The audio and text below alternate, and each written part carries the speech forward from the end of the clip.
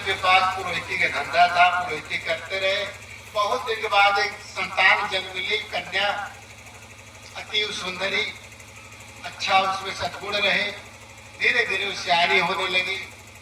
तो पति पत्नी ये विचार किए कि इसके योग्य कोई वर चाहिए। तो आजकल की तरह की पढ़ाई तो नहीं थी। आज की कल की पढ़ाई में सिर्फ केवल जीविकोपार्जन का साधन बताया जाता है। इंजीनियर बन जाओगे, डॉक्टर बन जाओगे, कभी बन जाओगे, केवल इतना उससे लाभ है आपकी उधर पूर्ति, मान सम्मान में बढ़ोतरी, समाज में झीलोगे। बाकी उससे अध्यात्म का कोई खास संबंध मैं नहीं देखा। जहाँ की बंबई जैसी जगह में रहते हुए जो भी मिले सब वही पैसे की ही महत्व। अब कोई मिला तो परेशान मिला तभी तो बताएंगे मैं परेशान हूँ, पैसा होते हुए भी दुख है। तो ऐसी स्थिति में जहाँ बात उसकी आए, धीरे धीरे वो ऐसा कोई घर ढूंढे तो ये और परिवार मिला, ब्राह्मण कुलीन परिवार में। वो देखे एक ही लड़का पंडित जी को है, काशी में पढ़ने गया, पढ़ के आया, 16 साल की अवस्था, बड़ा सुंदर। तो जब वो वहां से चला शंकर जी के यहाँ तो पढ़ के, तो वहां पर शिक्षा उस समय गुरुकुल में शिक्षा पूरी होने के बाद भगवान शंकर के पास छात्र जाता है वो लेने उपदेश। जब उनका आशीर्वाद लेने बालक गया काशी विश्वनाथ जी के मंदिर में, तो शंकर जी बोले देख बेटा, एक आखिरी बात मेरी एक बात मान लेना। तो बोले बताओ प्रभु जी, कहा ऐसा करना कभी शादी मत करना। बोले माता पिता की अकेली संतान हो, वो लोग तो करेंगे करेंगे। बोले अगर मान लो वो संतान अकेली संतान हो, आप अगर कर भी दिए तो दिक्कत एक आएगी बेटा, जिस दिन जिस कन्या के आप वरण करोगे, सिंदूर दान करोगे, उसी क्षण तुम गधा बन जाओगे। बोले ठीक है प्रभु, आपकी बात मानो तो भर सक कोशिश, जब गधा तो नहीं बनना है, शादी काहे को करूं। लेकिन ये आए घर में तमाम दबाव पड़ने लगा, माता पिता का, तमाम समाज का। लड़का बड़ा हो गया कि शादी करो, अच्छे अच्छे घर वाले रिश्ते अच्छे आने लगे। वो पंडित जी भी आए, वो सुनेंगे लड़का है बढ़िया पढ़ा लिखा है, काशी के विद्वान है, देखे लड़की पसंद, लड़का पसंद आया, सारा चीज तो जब सब कुछ हो गया तो वो अपने पिता से बोला पिताजी ये कन्या पक्ष के जो पिताजी है उनसे एक बात बता दो, आप एक बात 2 मिनट के लड़के से मेरी मुलाकात करा दे। अरे कहे बेटा, हमारे समाज में शादी के पहले वर कन्या मिल नहीं सकते, दूसरे को देख नहीं सकते, पुरानी व्यवस्था ऐसे थी। वो लोग जब लड़का जिद किया कि नहीं एक बार आप मिलाओ, तो वो लड़की वाले से कहे तो बोले चलो जिद है तो एक मंदिर में मिला देते हैं। लड़की उस एकांत में उस मंदिर में आई, लड़का उससे मिला। तो लड़की पूछी क्यों शादी के पहले आप परंपरा तोड़ के मिलना चाहे, कहें चाहे इसलिए कि शादी के बाद मैं गधा बन जाऊंगा, क्या तो गधा बनने के बाद मुझे शिकार करेगी, मेरा देख रेख करेगी। तो लड़की भी परेशान इसलिए थी। उस लड़की की रिश्ता ढूंढते ढूंढते पंडित जी बहुत समय निकल गया, युवा हो गई, अगल बगल तमाम बातें होने लगी कि देखिए इतनी उम्र दराज लड़की हो गई, इसका भाग्य न जाने कहाँ छिपा हुआ है, इसको कोई वर मिल ही नहीं रहा है। तमाम लोग बोलने लगे, तो उनकी बातें सुन सुन के ऊब चुकी थी।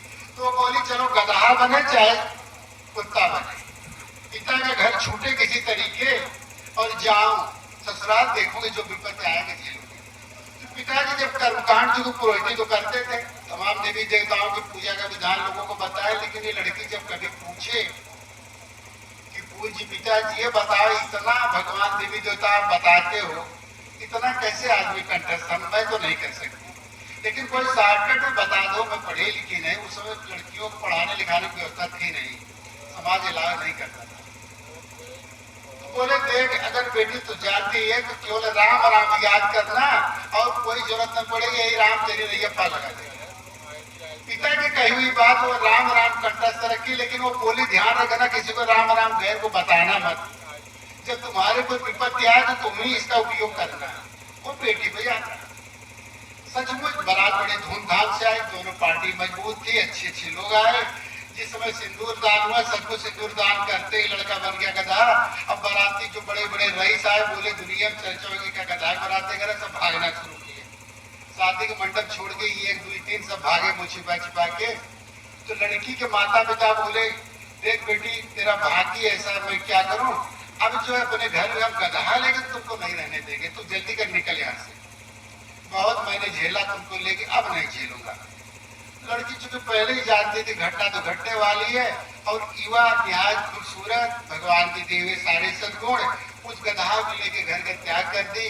पर जिस गली चौराहे से निकलते जो कोई देखता है इतनी अति सुंदरी और ये गधा लेके चल रही, तो सब कुछ हुआ, बस पूछते भैया ये क्या राज है, तो बोलता कुछ नहीं, मेरी किस्मत के खेल है। ऐसे कहते घूमती जाती। धीरे धीरे बरस निकल गए, घूमते घूमते काशी नगरी में आई। उस समय बावड़ी का सिस्टम था, बावड़ी के किनारे क्योंकि जहाँ पानी निकलता अगल बगल बढ़िया बढ़िया हरी हरी घास थी, तो सोची कि गधे यानी अपने पति को यही छोड़ देती हूँ, वही घास काट के उसको दे दी खाने के लिए, और नगर में निकल गई तो एक जगह जहाँ भिक्षा करना हो सकता कहीं कुछ मिल जाए तो ले आऊं अपने खाने के लिए। उसी बावड़ी पे राजा के राजमहल की पनवाड़ी जो पानी भरती थी, युवा थी, वो जल भरने के लिए आई, और उसका आशिक राजा के हाथी का पहलवान था, वो भी वही बावड़ी पे दोनों मिलते थे। और इसके गोद में एक बच्चा था, वही बावड़ी के किनारे जगत में बच्चे को छोड़ दी, और वो दोनों आपस में प्रेमालाप करने लगे। उसी दरमियान बच्चा किसी तरह के फिसल के चला गया कुएं में, और तब तक ये लड़की आती है कुछ भिक्षा करके, सोची चलो कुछ भूख करेगा, तब तक वो देखते बच्चा तो कुएं में गया। अब वो जोर जोर चिल्लाने लगी, पानी भरने वाली जाके लोगों को बताया कि ये जो है इसी ने मेरे बच्चे को कुएं में डाल दिया, मेरे बच्चे को कुएं में डाल दिया। राजा के सिपाही है, इसको पकड़ के ले गए। ये भी राज दरबार में तलब हुई। तो राजा सजा देने के पहले उस लड़के से पूछा, ये बताओ तुम्हारे साथ गधा कैसे, इसका रहस्य क्या है बेटी? तो वो रो के बताने लगी, प्रभु आज जो बात पूरी कहानी सुनाई मेरी बदकिस्मती थी, पर रह गया सवाल आज, कहा इसके बच्चे को तुमने बावड़ी में क्यों डाला? कहा बच्चे को मैंने नहीं डाला भगवान, अगर मैं ऐसा तो बोलती हूँ तो मेरा ये जो पति है गधे के रूप में सदैव गधा ही रह जाए। यदि ये सत्य है कि मैंने नहीं डाला है, आज ये दिया हुआ भगवान शिव का श्राप समाप्त हो, ये इसके स्वरूप को प्राप्त हो। भगवान की कृपा हुई, उस सुंदर राजकुमार जैसा उसका पति गधे को स्वरूप त्यागा, राजकुमार जैसे सुंदर रूप रेखा अपने स्वरूप में आया, और अपनी पत्नी को प्रणाम किया कि आज तुम्हारी दृढ़ निष्ठा से, तो बोला नहीं मेरी दृढ़ निष्ठा से नहीं, आज इस गंभीर संकट में ये स्थिति मेरी आ गई। जब मैं फांसी भी चढ़ने जा रही थी तो पिताजी को बताया हुआ था कि बेटी बुरे दिनों में एक बार राम की याद करना, जब कैसी सी गंभीर स्थिति आए। कहीं अब तक पति गधा बन गया, मैं कभी नहीं राम से बोली कि मेरी मदद करो। आज ऐसा संकट आया कि मैंने अपराध किया नहीं, बच्चे को कुएं में डाला नहीं, फिर भी मुझे सजा मिलने जा रही, इसलिए हे राम आज ये जो मैं आपका प्रतिज्ञा लगे कहती हूँ यदि ऐसा मैंने किया है तो ये मेरा पति सदैव गधा रह जाए, इस पशु तन में रह जाए, और नहीं तो ये अपने दिया हुआ शिव जी का जो श्राप भोग रहा है उससे मुक्त पाए। ऐसी स्थिति में जब राजा देखा तो राजा बेदंग रह गया, आंखों में आंसू आए, और उस पनवाड़ी को जेल में डाला। इसका बोला बेटी तुम्हारी सत्य निष्ठा को हम सिरोधार्य करते हैं, और सदैव अपने राजमहल में तुम दोनों को हम स्थान देते हैं कि ऐसे भगवान पे दृढ़ रहने वाला, एक राम पे दृढ़ रहने वाला आज सत्य करके दिखाया। तो बोलो राम राम की जय। यदि आप राम राम पे दृढ़ हो, थोड़ा बहुत भी कहीं कहीं, चूंकि एकाएक 100% कोई राम राम नहीं शुरू करेगा, क्योंकि हमारे खून में भी दस भगवान सब भगवान पहले से पकड़ा दिए गए हैं, इनको छोड़ना बड़ा कठिन काम है। पर धीरे धीरे यदि आप प्रयास करोगे, राम में दृढ़ता आएगी, तो ये राम धीरे धीरे करके आपको अपने करीब कर लेगा, और धीरे धीरे आपको लगेगा कि मेरे आगे पीछे कोई कोई।